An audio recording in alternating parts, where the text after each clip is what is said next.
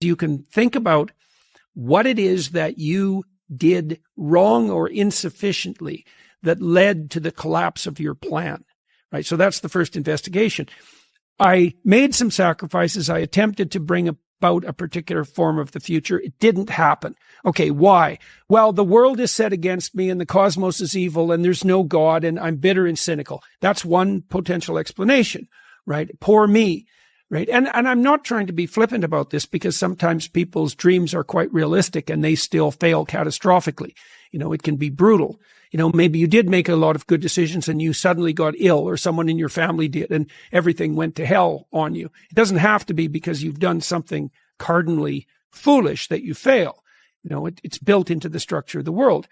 But it doesn't matter. You can also retreat into yourself and you can say something like, all right, I need to retool my conception of strategy, but also potentially my conception of goal.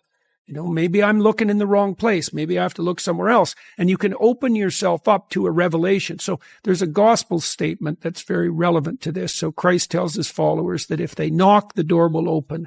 If they ask, they'll receive. And if they seek, they'll find. And so it sounds magical. It sounds like the sort of thing that the new atheists would have a field day with, but that's not a wise interpretation of that saying. The proper interpretation is something more like a recognition of the way thought works. So imagine your plans didn't work out. Okay, now you sit down and you say to yourself, I'd like to know, even if the world was conspiring against me and my failure was 95% the fault of external occurrences and other people, what did I do that wasn't as good as it could have been? And where did I fail to look so that the probability of my failure was higher? Now, to ask that question, you have to want the answer. That's what it means to knock or to ask or to seek. This is no joke. It's like you have to want to know. And it's a very painful thing to do because especially if you had given it your all to the degree you were able, and you have reason to be bitter, you're going to be searching for the errors that you still made. And discovering your own errors is always extremely painful, right? Especially if they're errors that you're in love with. And so you have to be willing to strip yourself down. That's what humility means fundamentally. But the advantage is, this is why it's so useful to listen to people. You might find out where you're stupid. And then you could stop being stupid. And so one of the reasons you confess your sins, let's say, is because you want to discover where you're insufficient. Now, it's painful. It's painful to encounter an impediment in the form of someone else's opinion that might show you where you're blind and ignorant or willfully blind even. But the advantage to that is you can rectify the error. And then as you move forward, you're stronger. There's a profound idea in the ancient Vedic texts, the oldest scriptures of Hinduism, and part of the bedrock of Indian culture. The world as perceived is Maya, appearance or illusion. This means, in part, that people are blinded by their desires, as well as merely incapable of seeing things as they truly are. This is true in a sense that transcends the metaphorical. Your eyes are tools. They are there to help you get what you want. The price you pay for that utility, that specific focused direction, is blindness to everything else. This doesn't matter so much when things are going well, and we are getting what we want, although it can be a problem, even then, because getting what we currently want can blind us to higher callings. But all that ignored world presents a truly terrible problem when we're in crisis, and nothing whatsoever is turning out the way we want it to. Then there can be far too much to deal with. Happily, however, that problem contains within it the seeds of its own solution. Since you've ignored so much, there is plenty of possibility left where you have not yet looked. Imagine that you're unhappy. You're not getting what you need. Perversely, this may be because of what you want. You are blind because of what you desire. Perhaps what you really need is right in front of your eyes, but you cannot see it because of what you are currently aiming for. And that brings us to something else. The price that must be paid before you or anyone can get what they want, or better yet, what they need. Think about it this way. You look at the world in your particular idiosyncratic manner. You use a set of tools to screen most things out and let some things in. You have spent a lot of time building those tools. They've become habitual. They're not mere abstract thoughts. They're built right into you. They orient you in the world. They're your deepest and often implicit and unconscious values. They've become part of your biological structure. They're alive. And they don't want to disappear or transform or die. But sometimes their time has come and new things need to be born. For this reason, although not only for this reason, it is necessary to let things go during the journey uphill. If things are not going well for you, well, that might be because, as the most cynical of aphorisms has it, life sucks. And then you die. Before your crisis impels you to that hideous conclusion, however, you might consider the following. Life doesn't have the problem. You do. At least that realization leaves you with some options. If your life is not going well, perhaps it is your current knowledge that is insufficient, not life itself. Perhaps your value structure needs some serious retooling. Perhaps what you want is blinding you to what else could be. Perhaps you are holding on to your desires in the present so tightly that you cannot see anything else, even what you truly need. Imagine that you are thinking enviously, I should have my boss's job. If your boss sticks to his post stubbornly and competently, thoughts like that will lead you in a state of irritation, unhappiness, and disgust. You might realize this. You think I am unhappy. However, I could be cured of this unhappiness if I could just fulfill my ambition. But then you might think further. Wait, you think, maybe I'm not unhappy because I don't have my boss's job. Maybe I'm unhappy because I can't stop wanting that job. That doesn't mean you can just simply and magically tell yourself to stop wanting that job and then listen and transform. You can't, in fact, just change yourself that easily. You have to dig deeper. You must change what you are after more profoundly. So, you might think, I don't know what to do about this stupid suffering. I can't just abandon my ambitions. That would leave me nowhere to go. But my longing for a job that I can't have isn't working. You might decide to take a different tack. You might ask instead for the revelation of a different plan. One that would fulfill your desires and gratify your ambitions in a real sense, but that would remove from your life the bitterness and resentment with which you are currently affected. You might think, I will make a different plan. I will try to want whatever it is that would make my life better, whatever that might be, and I will start working on it now. If that turns out to mean something other than chasing my boss's job, I will accept that and I will move forward. Now, you're on a whole different kind of trajectory. Before, what was right, desirable, and worthy of pursuit was something narrow and concrete. But you became stuck there, tightly jammed and unhappy. So, you let go. You make the necessary sacrifice and allow a whole new world of possibility hidden from you because of your previous ambition to reveal itself. And there's a lot there. What would your life look like if it were better? What would life itself look like? What does better even mean? You don't know. And it doesn't matter that you don't know exactly right away, because you will start to slowly see what is better. Once you have truly decided to want it, you will start to perceive what remained hidden from you by your presuppositions and preconceptions, by the previous mechanisms of your vision. You will begin to learn. This will only work, however, if you genuinely want your life to improve. You can't fool your implicit perceptual structures. Not even a bit. They aim where you point them, to retool, to take stock, to aim somewhere better. You have to think it through bottom to top. You have to scour your psyche. You have to clean the damn thing up. And you must be cautious, because making your life better means adopting a lot of responsibility. And that takes more effort and care than living stupidly in pain and remaining arrogant, deceitful, and resentful. The ultimate ideal is also the ultimate judge, because the ultimate ideal is something against which you fall far short. And that might be so painful that you can barely stand it. But then what you do is you two things, I suppose, is you lower the ideal and you raise your estimation of your potential. And what do I mean by lower the ideal? Well, if you're comparing yourself to someone or even to a future self, and the gap is so painful that it paralyzes you, then you've created a dragon that you don't have the tools to master. And so what you have to do is you have to scale the dragon down to size.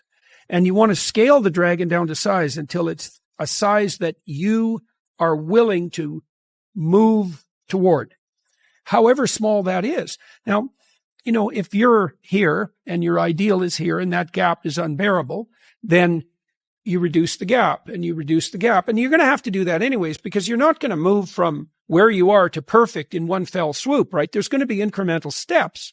So you have to fill in that hierarchy of progression with a high enough resolution representation so that you can start to move forward. And then you should be buttressed. There's another gospel comment that's very interesting. It's called the Matthew principle. And the Matthew principle is, to those who have everything, more will be given. And from those who have nothing, everything will be taken. Now, it's brutal because it implies that reality works like this. When you're moving up, you go like this, right? And that's pretty nice. That's a lot better than this. But when you're going down, you go like that, right? It's like downhill, cliff. Okay. So you want to avoid the downhill path. Well, if the uphill path is like this, which is like exponential, let's say, or geometric, then what that means is that it doesn't matter how big the first steps you take uphill are, even if they're trivial, even if they're shameful in their size, because you're so useless, that if you're disciplined in that, you'll speed up extraordinarily rapidly.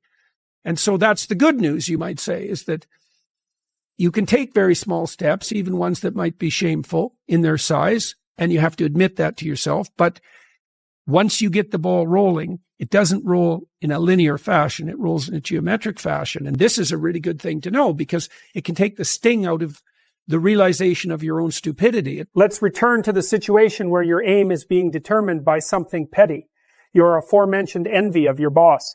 Because of that envy, the world you inhabit reveals itself as a place of bitterness, disappointment, and spite. Imagine that you come to notice and contemplate and reconsider your unhappiness. Further, you determine to accept responsibility for it and dare to posit that it might be something at least partly under your control. You crack open one eye for a moment and look. You ask for something better. You sacrifice your pettiness, repent of your envy, and open your heart. Instead of cursing the darkness, you let in a little light. You decide to aim for a better life instead of a better office. But you don't stop there. You realize that it's a mistake to aim for a better life if it comes at the cost of worsening someone else's. So you get creative. You decide to play a more difficult game.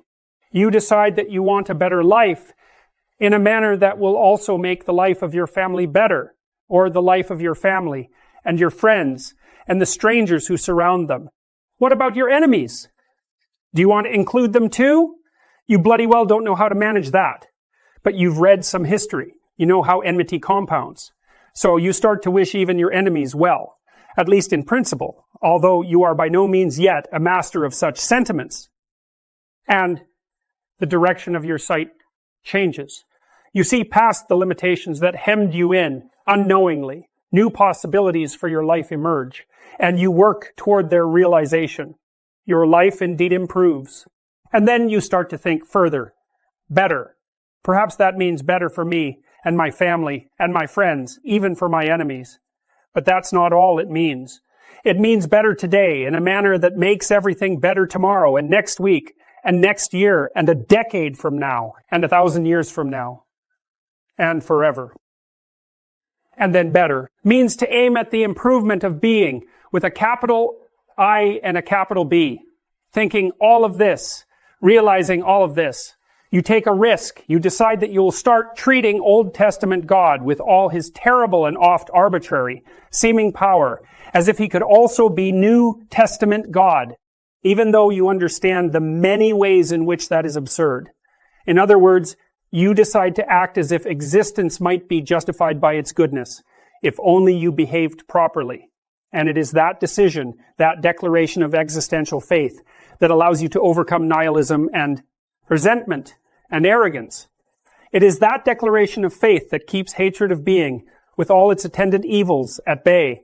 And as for such faith, it is not at all the will to believe things that you know perfectly well to be false. Faith is not the childish belief in magic, that is ignorance or even willful blindness. It is instead the realization that the tragic irrationalities of life must be counterbalanced by an equally irrational commitment to the essential goodness of being. It is simultaneously the will to dare set your sights at the unachievable and to sacrifice everything, including, and most importantly, your life. You realize that you have literally nothing better to do. But how can you do all this, assuming you are foolish enough to try? You might start by not thinking, or more accurately, but less trenchantly, by refusing to subjugate your faith to your current rationality and its narrowness of view. This doesn't mean make yourself stupid. It means the opposite. It means instead that you must quit maneuvering and calculating and conniving and scheming and enforcing and demanding and avoiding and ignoring and punishing. It means you must place your old strategies aside. It means instead that you must pay attention as you may never have paid attention before.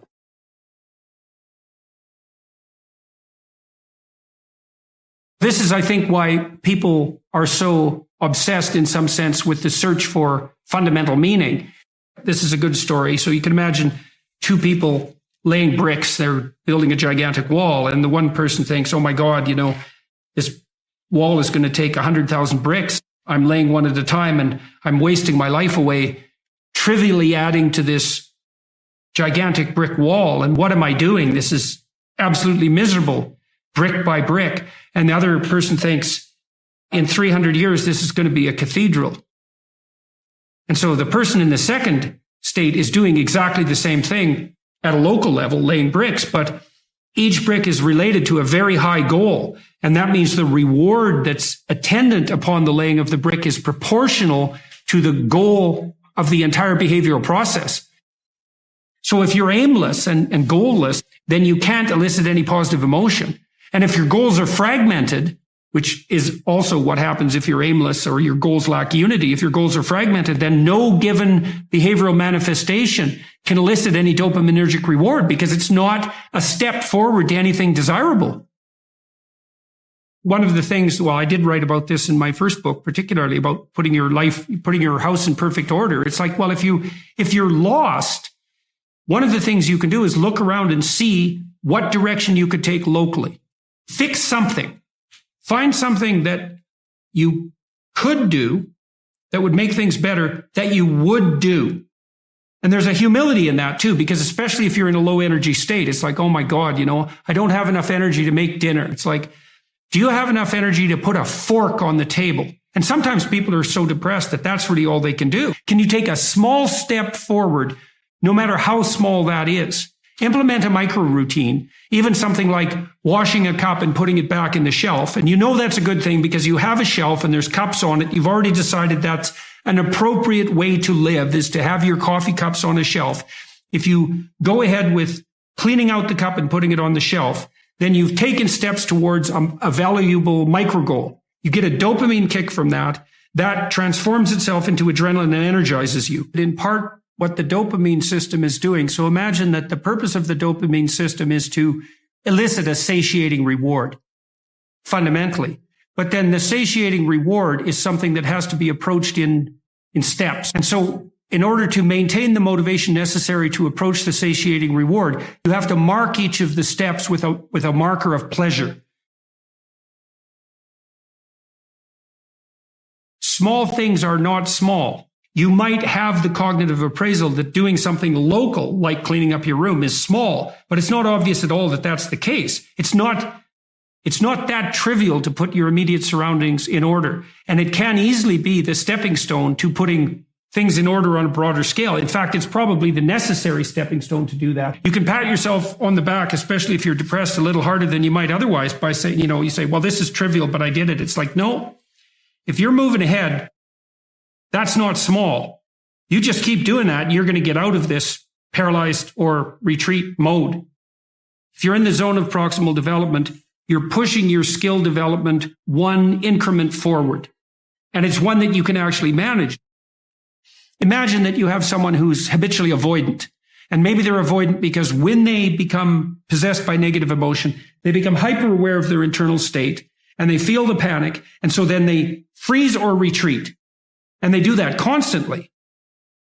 And then they're in this terrible negative emotional state all the time because every time they see a stimulus that's associated with retreat, they get gripped by these interoceptive sensations.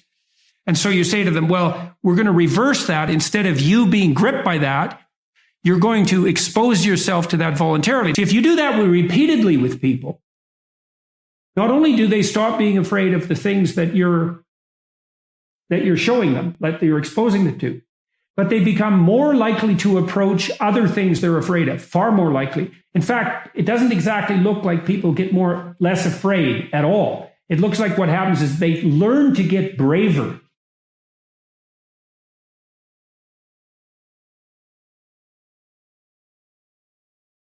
One of the cognitive phenomena that loads very heavily on neuroticism is self-consciousness.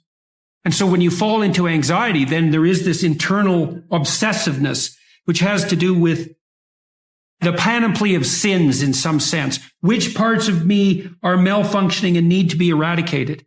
And one of the things I used to do with my socially anxious clients, so they would go into a social situation, often with eyes downcast, by the way, and they would be so intensely concentrating on their own internal sensations that they would fail to make eye contact with anybody they were talking to. And then they would be awkward because they weren't reading the cues they could have read if they would have only looked.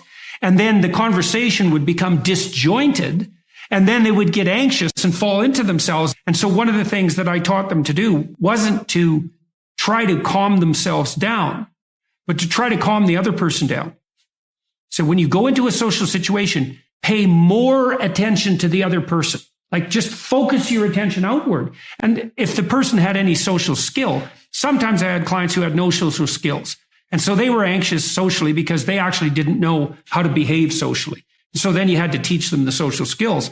But some of them had the skills but wouldn't activate them because they were so neurotically obsessed with their own inadequacy that they failed to attend to the cues that would elicit the proper responses. And all they had to learn to do was watch.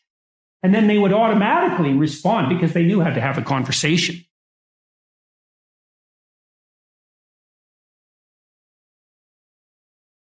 See, the reason that socially anxious people are so interoceptive is it's involuntary, right? They get gripped by the negative emotion, and then that produces this intense, obsessive interoception.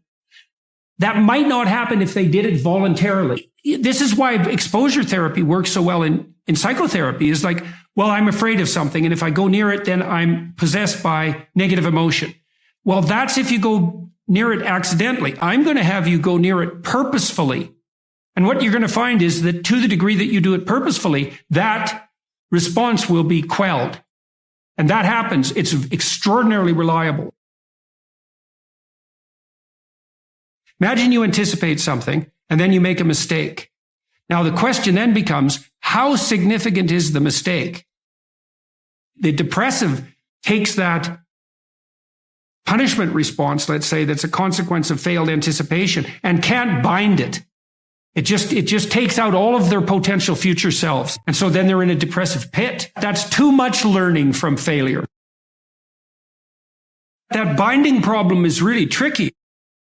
One of the rules of thumb for that that's extremely useful, that's socially instantiated, is innocent until proven guilty.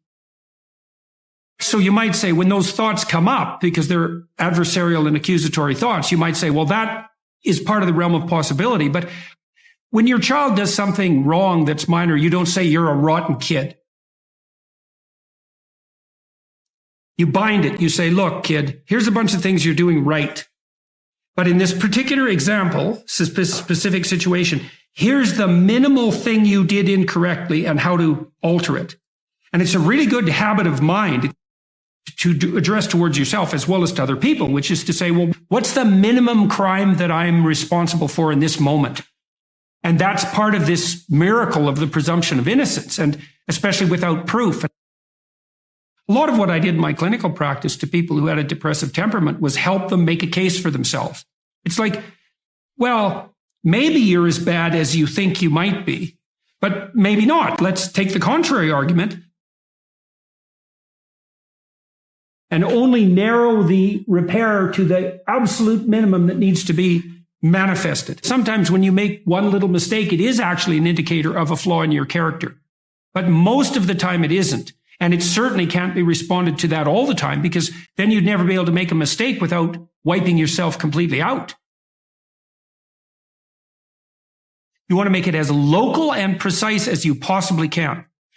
And that's also one of the advantages to removing yourself from a rage or an anxiety state, because a rage or an anxiety state is low resolution and global. And so it'll be globally accusatory.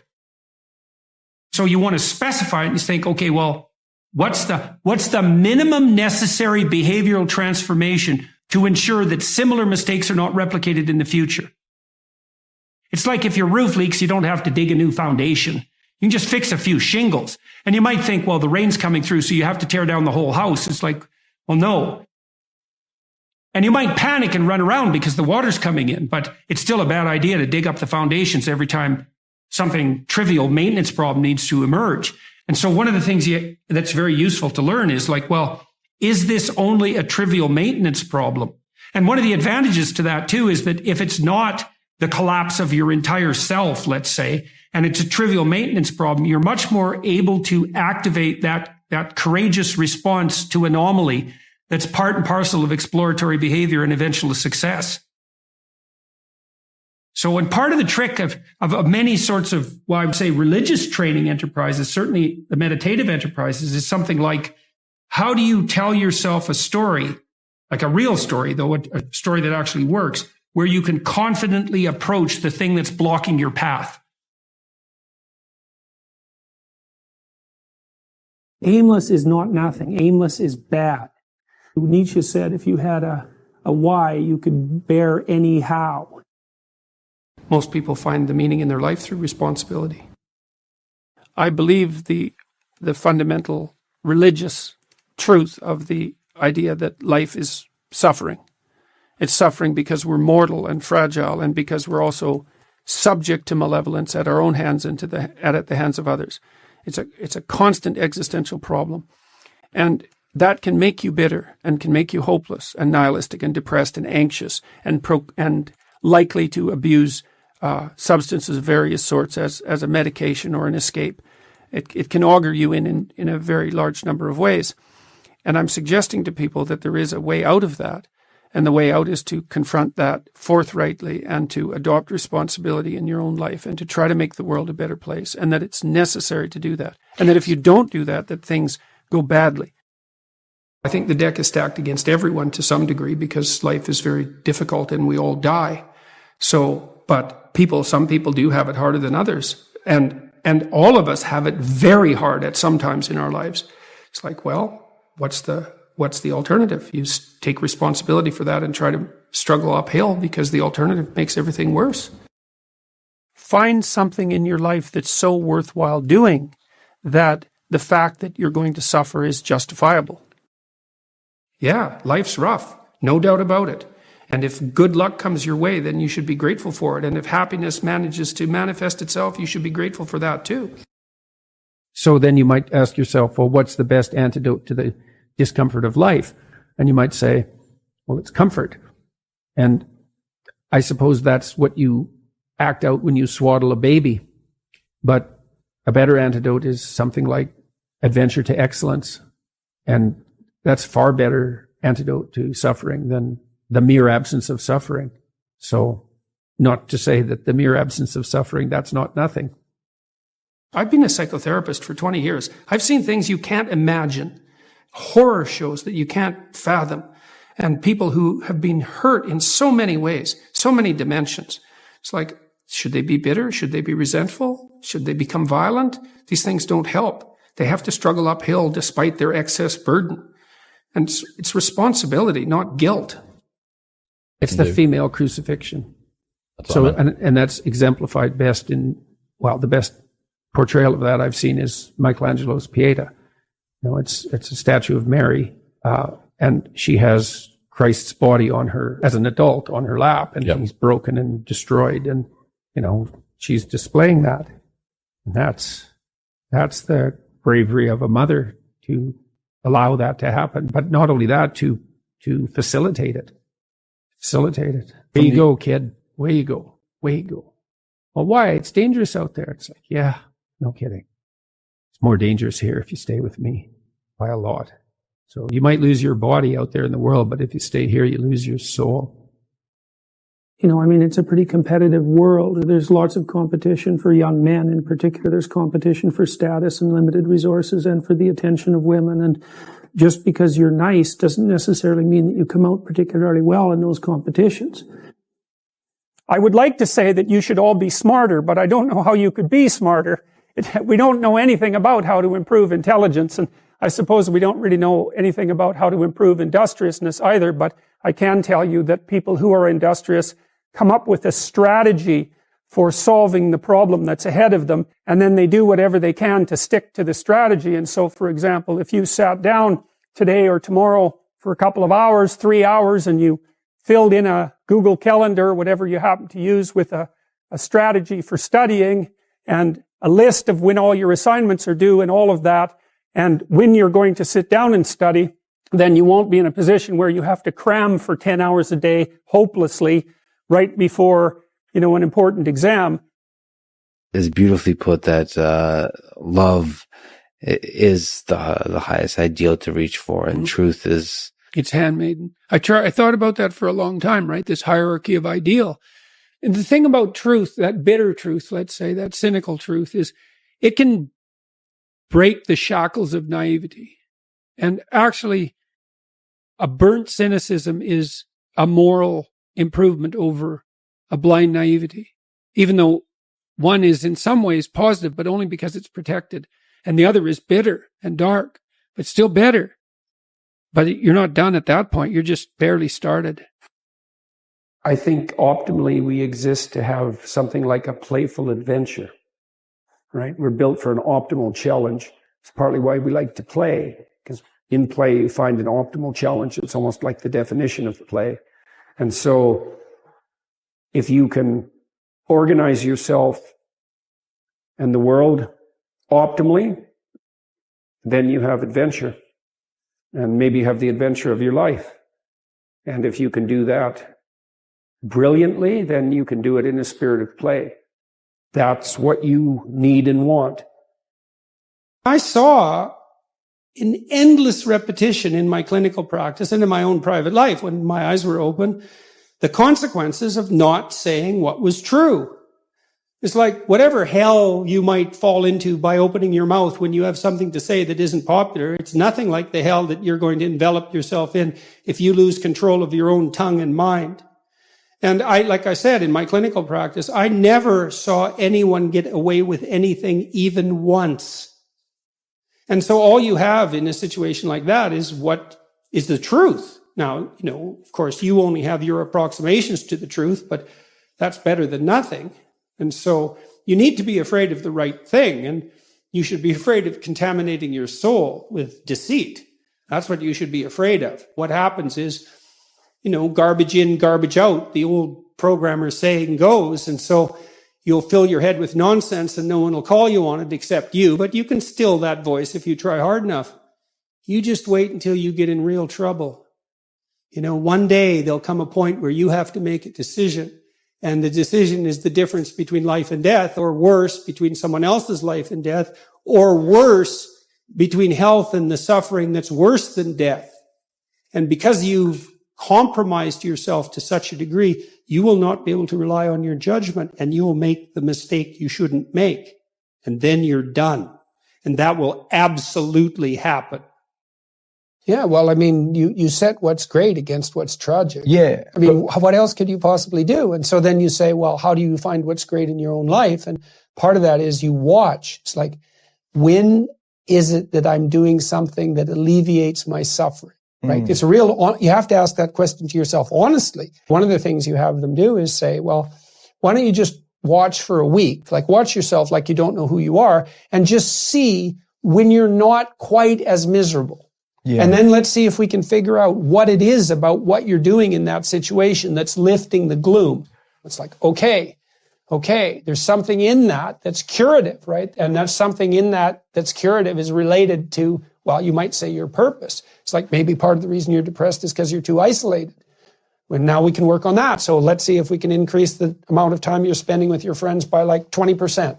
Or maybe you need a couple of new friends. Or maybe you need to work on your comic material, because you can set that against the tragedy of life.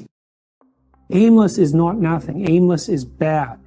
Nietzsche said if you had a why, you could bear any how. Most people find the meaning in their life through responsibility. I believe the fundamental religious truth of the idea that life is suffering. It's suffering because we're mortal and fragile, and because we're also subject to malevolence at our own hands and at the hands of others. It's a constant existential problem. And that can make you bitter and can make you hopeless and nihilistic and depressed and anxious and likely to abuse substances of various sorts as a medication or an escape. It can augur you in a very large number of ways. And I'm suggesting to people that there is a way out of that. And the way out is to confront that forthrightly and to adopt responsibility in your own life and to try to make the world a better place, and that it's necessary to do that. And that if you don't do that, that things go badly. I think the deck is stacked against everyone to some degree because life is very difficult and we all die. But some people do have it harder than others. And all of us have it very hard at some times in our lives. It's like, well, what's the alternative? You take responsibility for that and try to struggle uphill, because the alternative makes everything worse. Find something in your life that's so worthwhile doing that the fact that you're going to suffer is justifiable. Yeah, life's rough, no doubt about it. And if good luck comes your way, then you should be grateful for it. And if happiness manages to manifest itself, you should be grateful for that too.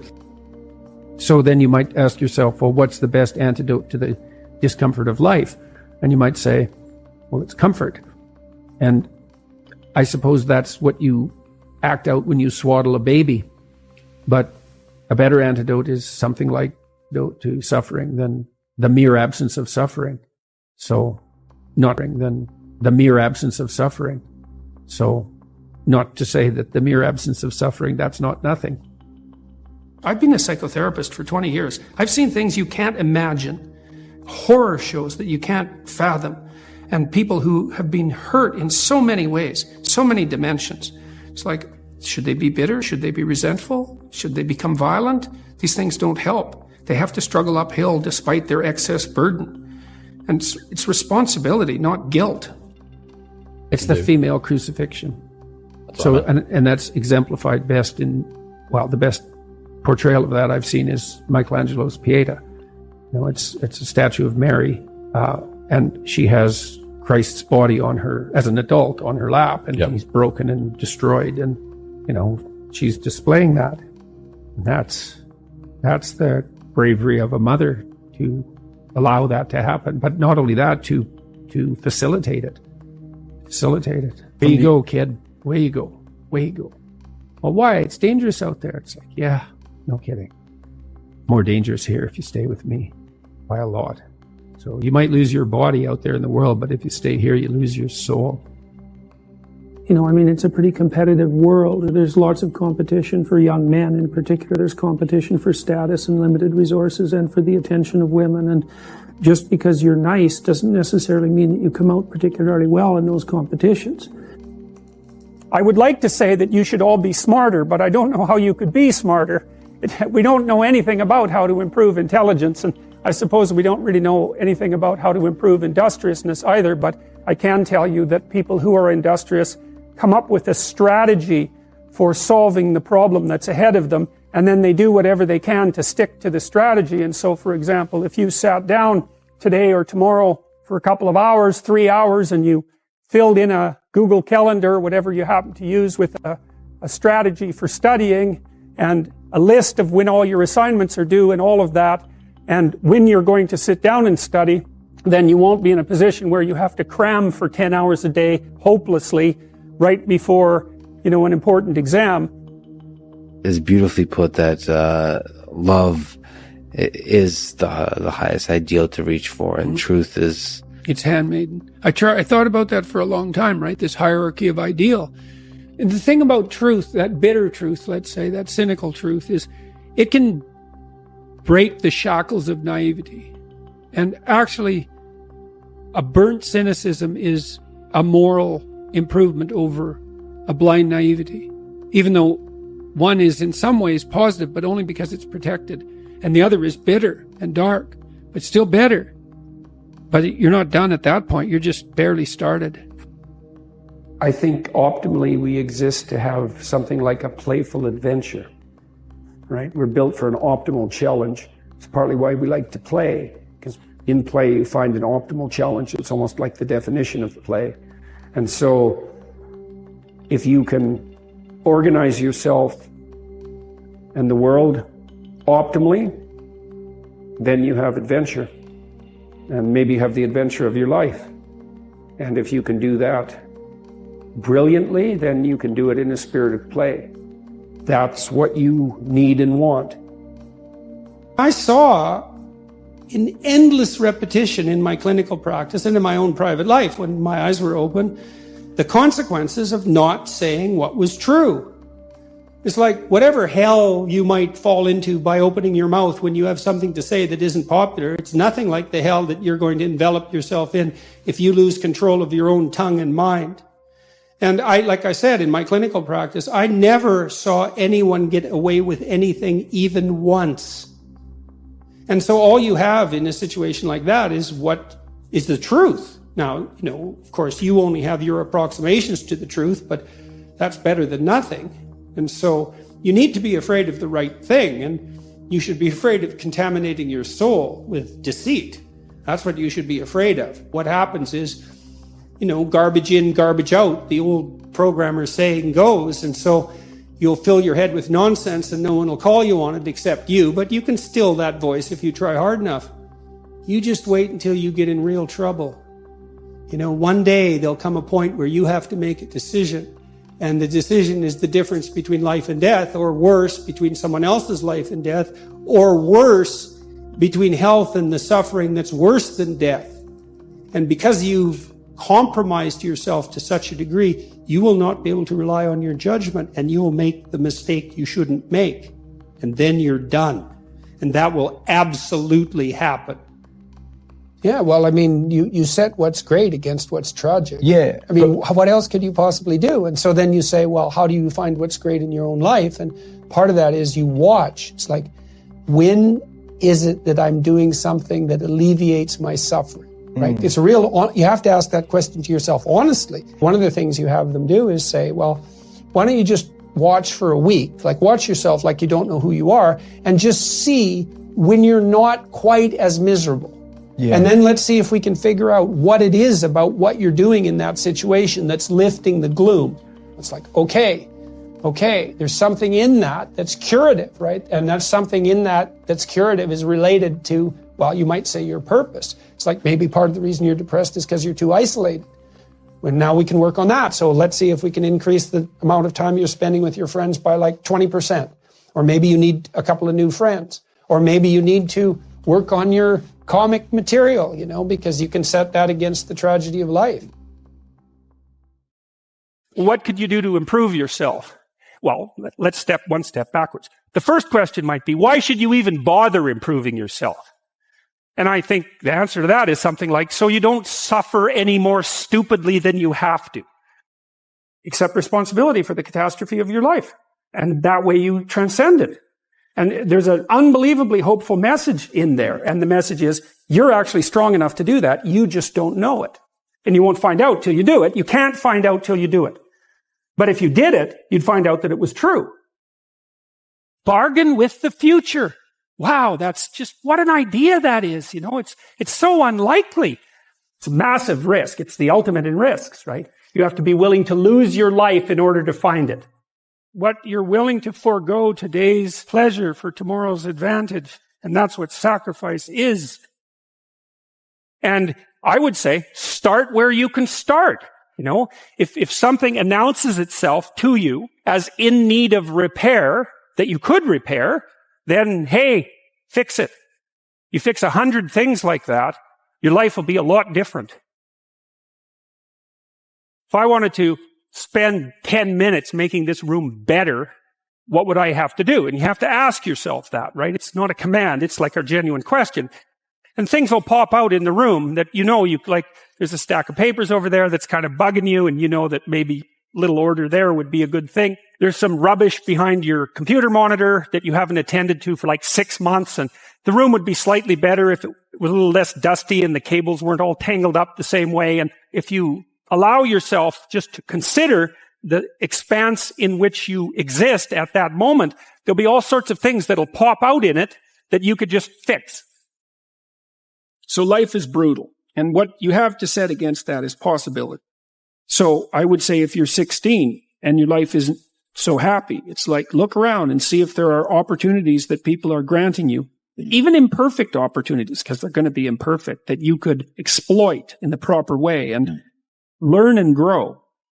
But the fundamental lesson, the more fundamental lesson that's underneath that is don't let what you are stop you from being what you could be.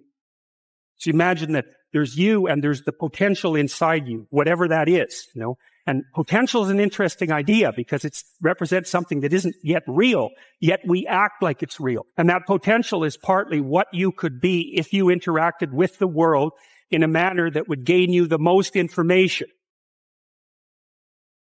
If you take yourself and you put yourself in a new environment, new genes turn on in your nervous system. They encode for new proteins.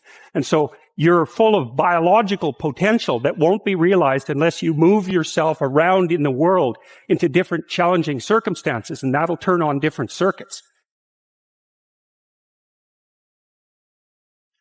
Now, I often tell people too, fix the things you repeat every day, because people tend to think of those as trivial. You get up, you brush your teeth, you have your breakfast, you have your routines that you go through every day. Well, those probably constitute 50% of your life.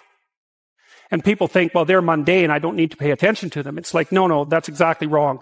The things you do every day, those are the most important things you do. Hands down. All you have to do is do the arithmetic. You figure it out right away. So 100 adjustments to your broader domain of being, and there's a lot less rubbish around and a lot fewer traps for you to step into. Once you've got your mind and your emotions together, and once you're acting that out, then you can extend what you're willing to consider yourself and start fixing up the things that are part of your broader extent. While you're experiencing things announce themselves as in need of repair, doesn't mean that it's you right then and there that should repair them. You have to have some humility. You don't walk up to a helicopter that isn't working and just start tinkering away with it. You have to stay within your domain of competence. But most of the time, if people look at their lives, it's a very interesting thing to do. I like the idea of the room because you can do that at the drop of a hat. You go back to where you live and sit down and think, okay, I'm going to make this place better for half an hour. What should I do? And you have to ask, and things will just pop up like mad. And it's partly because your mind is a very strange thing. As soon as you give it an aim, a genuine aim, it'll reconfigure the world in keeping with that aim. That's actually how you see to begin with. And so if you set it a task, especially, you have to be genuine about it, which is why you have to bring your thoughts and emotions together, and then you have to get them in your body so you're acting consistently. You have to be genuine about the aim. But once you aim, the world will reconfigure itself around that aim, which is very strange. And it's technically true. And so I think that you can, in fact, decide to take on the load that's optimally meaningful if you want, and then you get to have your cake and eat it too. You're on the pathway to continual incremental improvement. You only have to burn off a feather at a time instead of having the whole bloody thing burst into flames. It's a constant source of renewal. And there's an idea that to be renewed, you have to drink the water of life. That's an old mythological idea.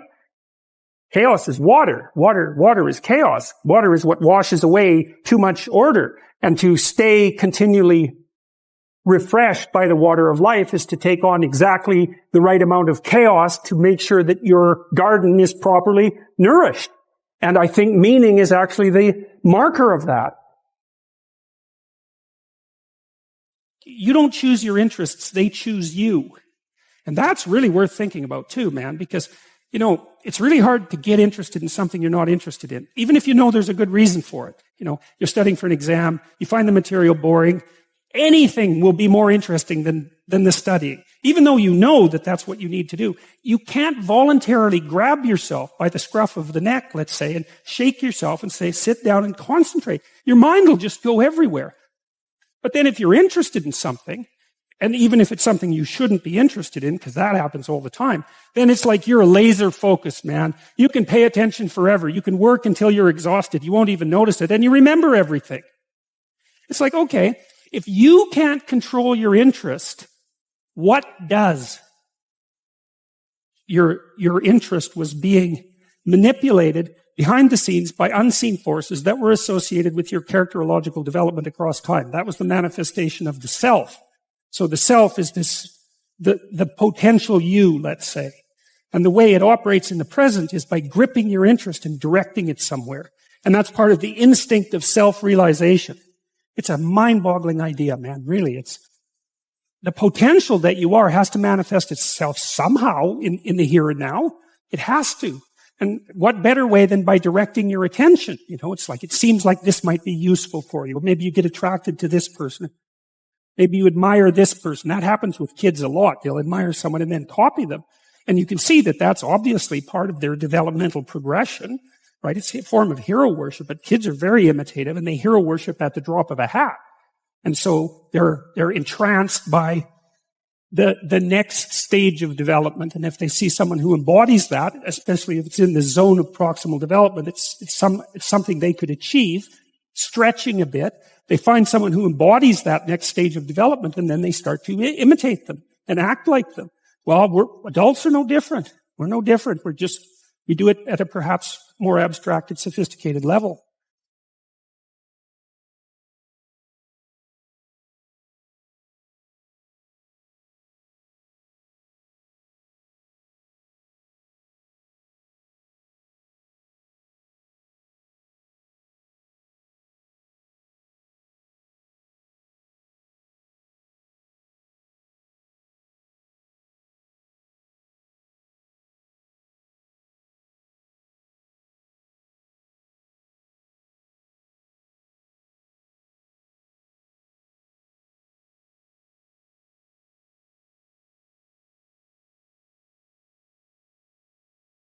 How do I decide if my inner voice is healthy or not? And how do I maintain it healthily?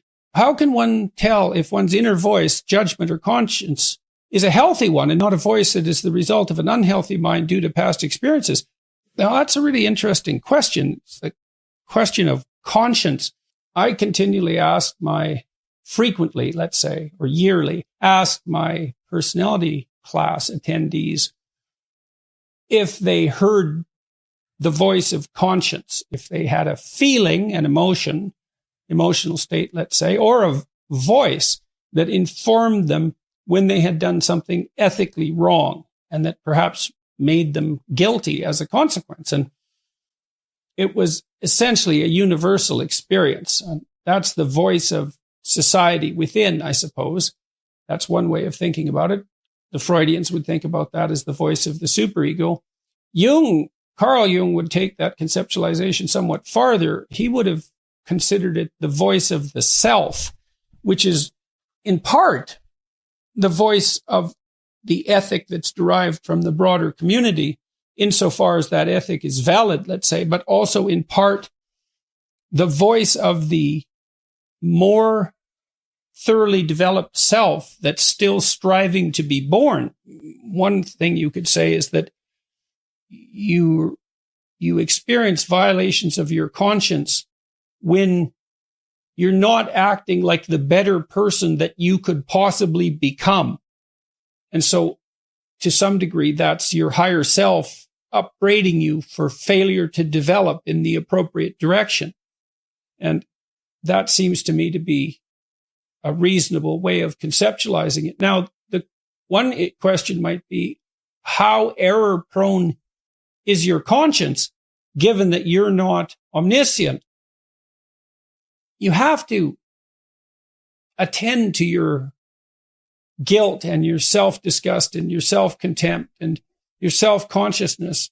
You have to understand that the manifestation of those emotions might well indicate a moral failing on your part or a lack that needs to be addressed, while at the same time considering that it is not a straightforward matter to deal fairly with yourself, and you can be too tormented by your conscience, too rigid, too responsible, take on too much weight onto yourself, deny yourself in a manner that isn't sustainable, and so forth, that a moral code, a moral way of being can become too rigid and inflexible, and despite its putative aim upward, be something counterproductive. I think most of the way out of that, if there is one, is, well, careful thinking. You have to see what your conscience says. You have to see how you respond. You have to capture that voice and your responses, and you have to think it through. But most of that is done in dialogue with other people rather than as the consequence of internal thought. You know, if you have a dispute with your wife or your husband, your intimate partner, sibling, your parents, anybody close to you, and it's useful for each of you in the dispute to ask yourself and the other person very seriously if you're at fault or if they're at fault, and for both of you to be able to contemplate that you might be at fault and so might the other person, and that it's in your best interest to sort out exactly who's made the error and where, and maybe it's both of you and maybe at different levels of analysis. I think the same might be said about your reaction to your conscience.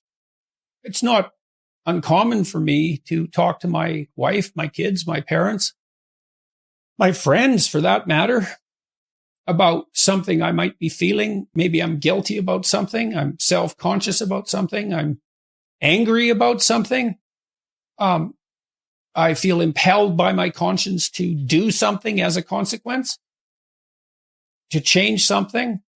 It's very helpful to discuss such things with other people, to say, look, here's what I think I did wrong, and here's how I'm punishing myself, but I'm not sure that I'm not doing it in an exaggerated way. And you gather other people's opinions and listen to them carefully. And friends are extraordinarily useful in that regard. And that can help you calibrate it. So I think most of what we do to decide if our inner voice is healthy is discuss it with other people. And I believe, as I pointed out in my last book, explicitly, that tremendous amount of our sanity is maintained as a consequence of social interaction. So you can't find your authentic self merely as a consequence of a journey within, I would say. You're not, there's just not enough of you. You have to be informed by the broader social world. What is the best way to avoid falling back into nihilistic behaviors and thinking? Well, a large part of that, I would say, is habit, the maintenance, the development, maintenance of good practices, habits. If you find yourself dissolute, neurotic, if your thought tends in the nihilistic direction and you tend to fall apart, organizing your life across multiple dimensions is a good antidote. It's not exactly thinking. Do you have an intimate relationship? If not, well, probably you could use one.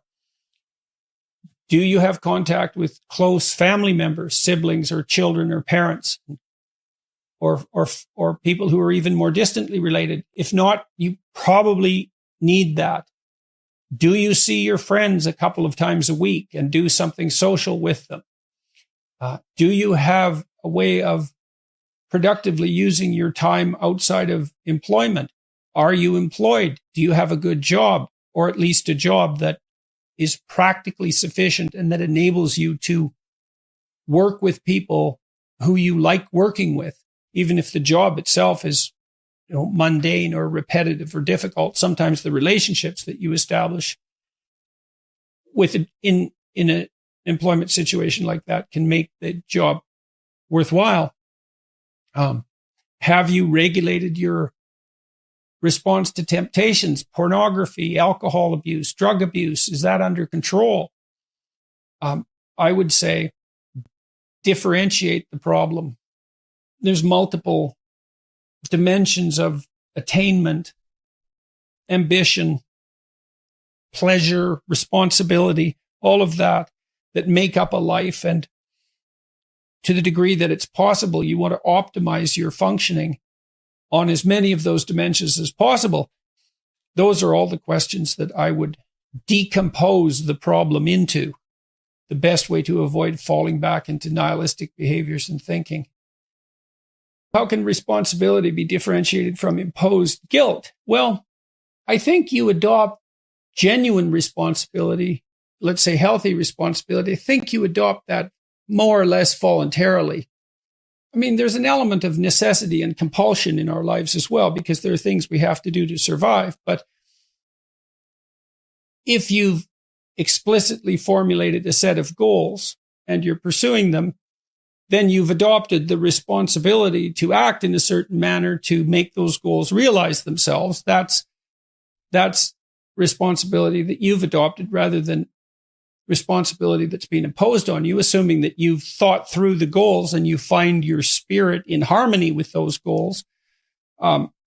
You can consult your resentment. I think that's a very useful step. If you find yourself angry and bitter about the things that you are responsible for doing, then that's an indication that you might be operating under some unhealthy compulsion, that you're rebelling, and that's the reason for the resentment, against the insistence that you act in a certain way. Although it's also possible that you're just immature and that you're rebelling against the discipline that's necessary to attain the goals that you genuinely do want to attain and that are valid and that you are actively engaged in constructing. So you have to get that straight. And some of that's a consequence of thought. And again, some of that's a consequence of discussion with other people with whom you're intimate enough to have a conversation like that. And perhaps they have conversations about similar things with you if you're fortunate.